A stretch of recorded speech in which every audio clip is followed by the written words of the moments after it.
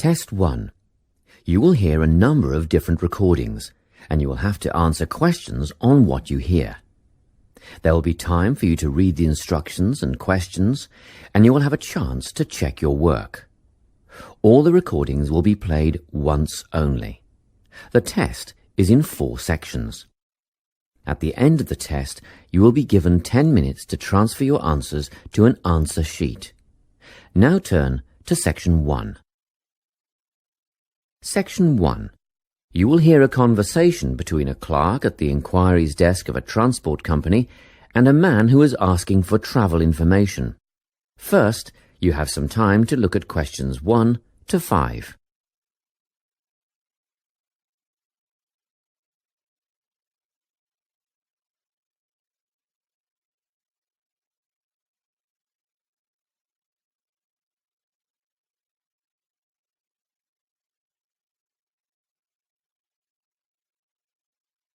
You will see that there is an example that has been done for you. On this occasion only, the conversation relating to this will be played first. Good morning, Travellink. How can I help you? Good morning. I live in Bayswater and I'd like to get to Harbour City tomorrow before 11 a.m. Well, to get to Bayswater... No, I live in Bayswater. My destination is Harbour City. Oh, sorry, right. So that's Bayswater to Harbour City. Are you planning to travel by bus or train? The man wants to go to Harbour City, so Harbour City has been written in the space. Now we shall begin. You should answer the questions as you listen, because you will not hear the recording a second time. Listen carefully and answer questions 1 to 5. Good morning, Travellink. How can I help you? Good morning. I live in Bayswater and I'd like to get to Harbour City tomorrow before 11 a.m. Well, to get to Bayswater... No, I live in Bayswater. My destination is Harbour City. Oh, sorry. Right, so that's Bayswater to Harbour City. Are you planning to travel by bus or train? I don't mind, really. Whichever option is faster, I suppose. Well, if you catch a railway express, that'll get you there in under an hour. Let's see. Yes, if you can make the 9:30 a.m. express, I'd recommend you do that. Great. Which station does that leave from? Helendale is the nearest train station to you. Did you say Helensvale? No, Helendale. That's Helendale. What's the best way to get to the Helendale station then? Well, hang on a minute while I look into that. Now, it seems to me that you have 2 options. Option 1 would be to take the 7:06 bus from the Bayswater Shopping Centre to Central Street. When you get there, you transfer to another bus which will take you to the station. Or the second option, if you don't mind walking a couple of kilometres, is to go directly to Central Street and get straight on the bus going to the train station. OK. Which bus is that? The 792 will take you to the station. I guess the walk will be good for me, so that might be the better option. What time do I catch the 792? There are 2 buses that should get you to the station on time, one just before 9 o'clock and one just after. But look, at that time of the morning it might be better to take the earlier one, just in case there's a traffic jam or something. The 8:55 is probably safer than the 9:05. Yeah, I don't want to miss the train, so I'll be sure to get on the 5 to 9 bus. Before you hear the rest of the conversation, you have some time to look at questions 6 to 10.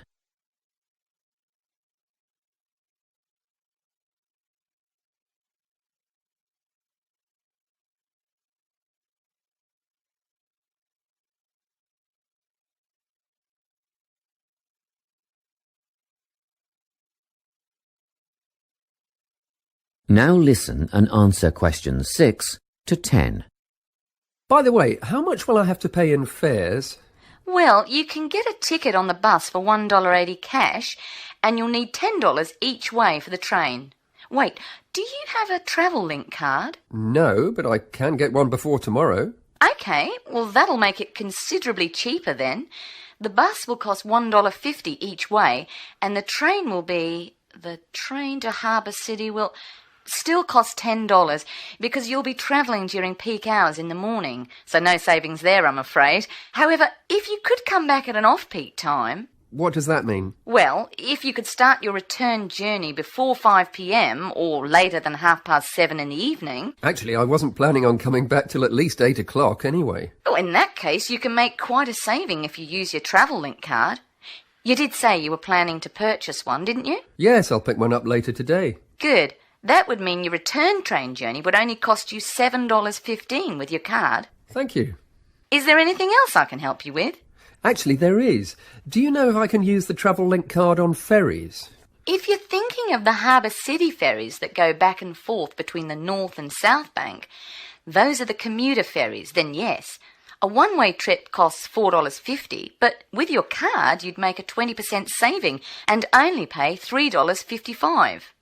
So $3.55 for the commuter ferry. What about the tour boats? You mean the tourist ferries that go upriver on sightseeing tours? No, they only take cash or credit card. They're not part of the Travellink company. Oh, I see. I don't suppose you know the cost of a tour? In actual fact, I do, because I took a friend on the trip upriver just last week.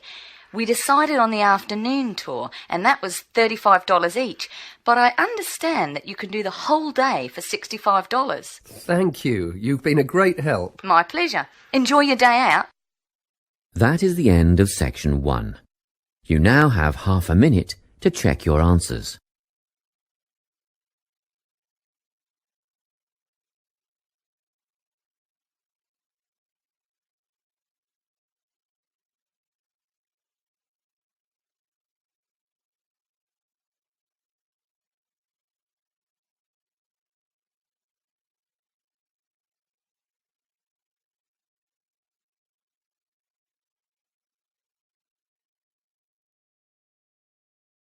Section 2.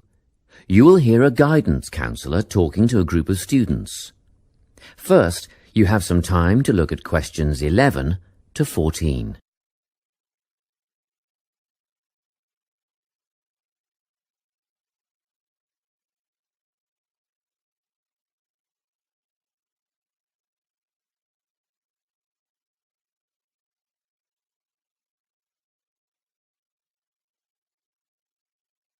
Listen carefully and answer questions 11 to 14.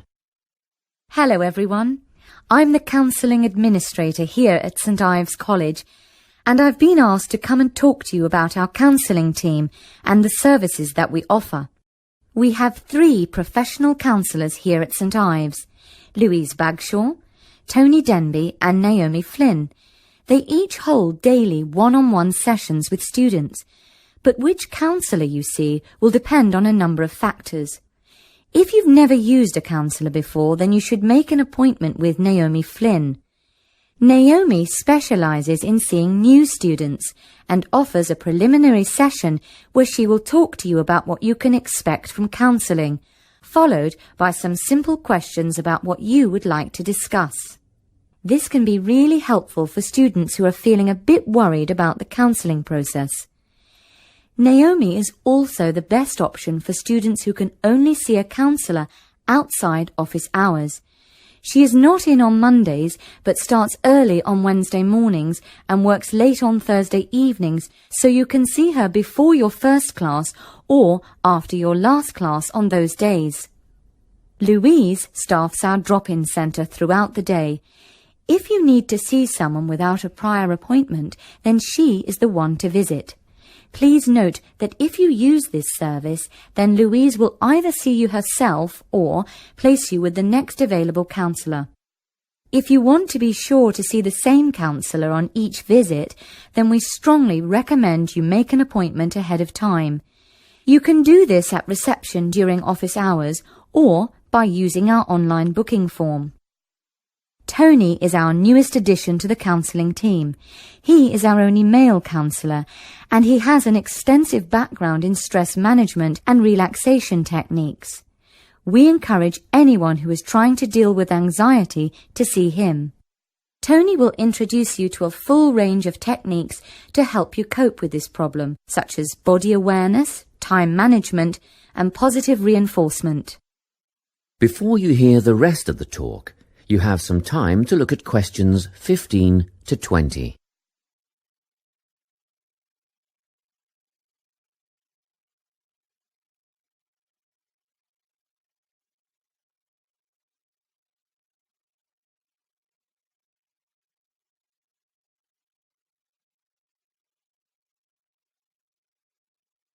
Now listen and answer questions 15 to 20.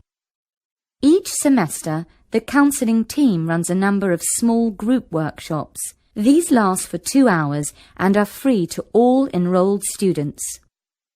Our first workshop is called Adjusting.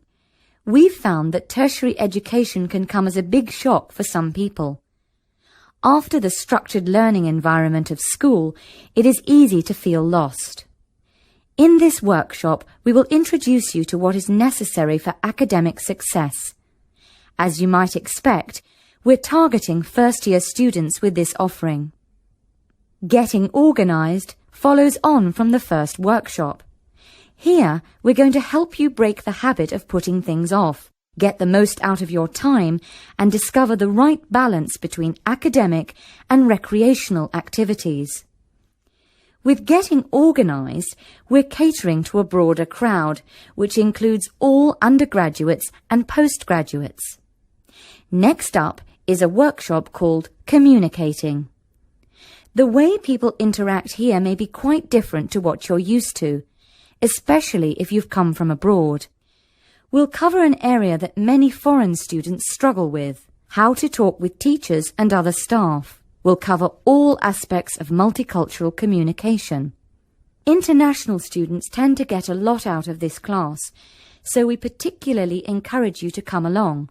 But I must say that sometimes students from a local background find it helpful too. So, everyone is welcome. The Anxiety Workshop is held later on in the year and deals with something you will all be familiar with: the nerves and anxiety that come when exams are approaching. Many students go through their entire academic careers suffering like this, but you don't have to. Come to this workshop and we'll teach you all about relaxation and how to breathe properly, as well as meditation and other strategies to remain calm. We've tailored this workshop to anyone who is going to sit exams. Finally, we have the Motivation Workshop. The big topic here is how to stay on target and motivated during long-term research projects.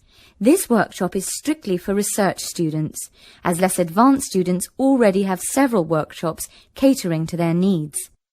Well, that's it. Thanks for your time. If you have any questions or want more information about our services, do come and see us at the counselling service. That is the end of section 2. You now have half a minute to check your answers.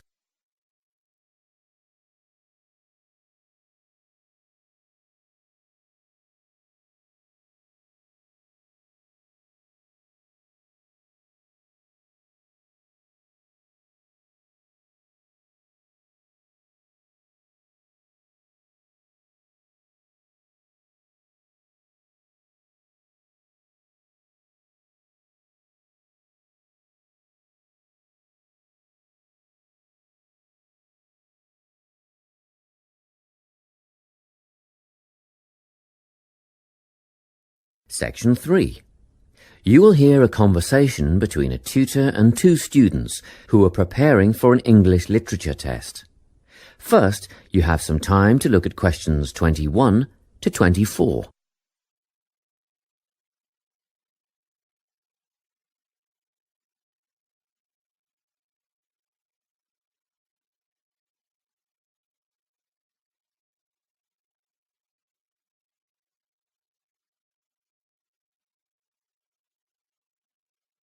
Listen carefully and answer questions 21 to 24. Hello, Lorna, Ian. Glad you could make it. You're the only 2 who put your names down for this literature tutorial, so let's get started, shall we? I want to run over some aspects of the novel The Secret Garden with you before the test next week. Be sure to take some notes and ask questions if you need to. Hey, Lorna, have you got a spare pen? Sure, here you are. OK, So, the story follows two key characters. You should refer to them as protagonists, who go by the names of Mary Lennox and Colin Craven. The story is set shortly after the turn of the 20th century, and the narrative tracks the development of the protagonists as they learn to overcome their own personal troubles together. That's quite a common storyline, isn't it? Yes, you're right, Lorna. So, what can you tell me about the character of Mary? Well, in the beginning, she is an angry, rude child who was orphaned after a cholera outbreak and forced to leave India and move to the United Kingdom to her uncle's house in Yorkshire. That's right. And there she meets Colin, who spends his days in an isolated room, believing himself to be permanently crippled, with no hope of ever gaining the ability to walk. The two strike up a friendship, and gradually learn, by encouraging each other, that they can both become healthy, happy and fulfilled in life. Will we need to remember a lot of these details for the exam? Just the basic outline. Examiners don't want to read a plot summary. They know what the book is about. Focus on narrative techniques instead, such as point of view. What's that mean? It's all about how we see the story. This story, for example, is written from the perspective of what is called an omniscient narrator. Omniscient means all-knowing. So, as readers, we get to see how all the characters feel about things, what they like and don't like, and what their motivations are in the story. Before you hear the rest of the conversation, you have some time to look at questions 25 to 30.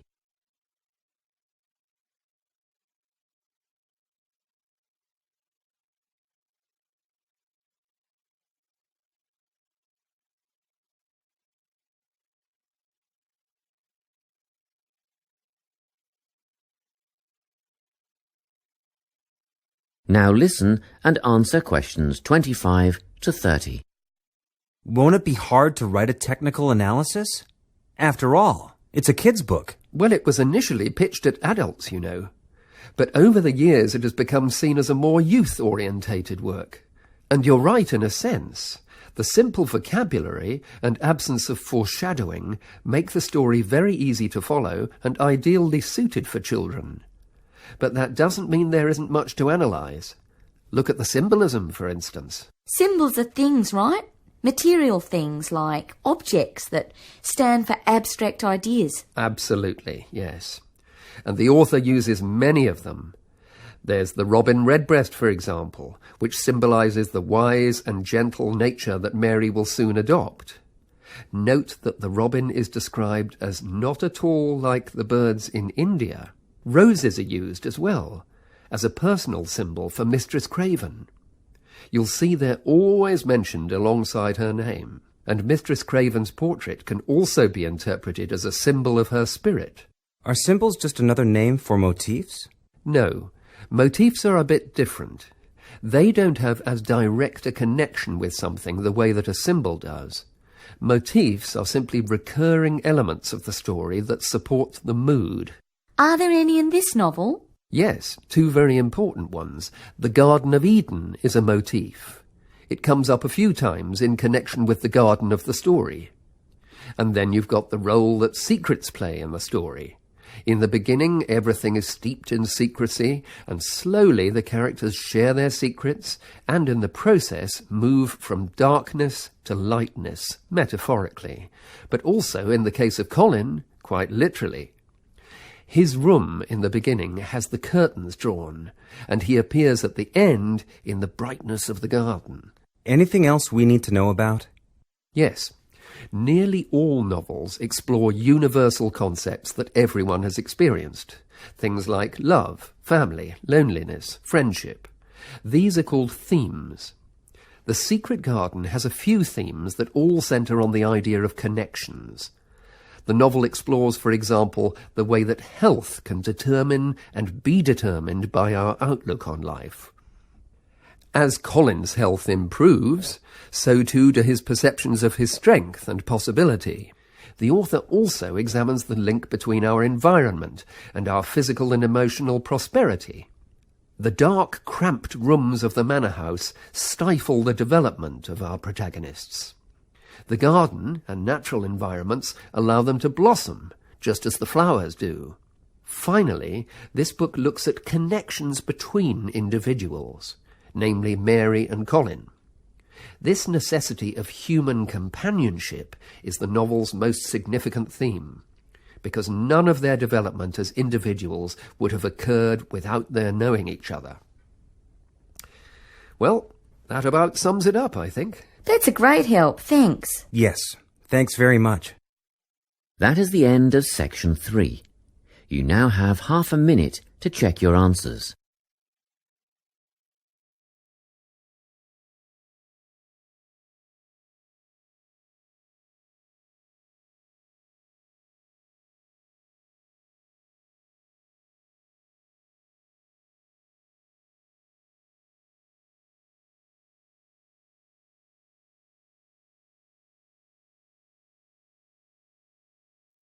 Section 4. You will hear a talk on the topic of time perspectives. First, you have some time to look at questions 31 to 40.